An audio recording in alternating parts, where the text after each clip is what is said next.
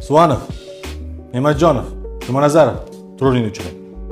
Kecha ishga qilganlar ushlandik. Ha, shular. Xo'p, xullas darsni o'zim o'taman. Bugun darsimiz vijdon. Qani Suvanov, senda vijdon bormi? Ha, bor ustoz. Bor degan. Dadang oldilariga o'tdim.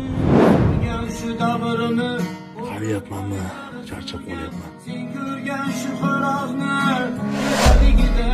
Jumanazarov, qancha?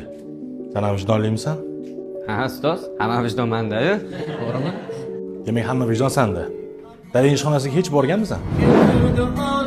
Hamma umidim mana shu o'g'limdan. Ne'matjonov. To'xta. Sani vijdoningni o'zim aytaman.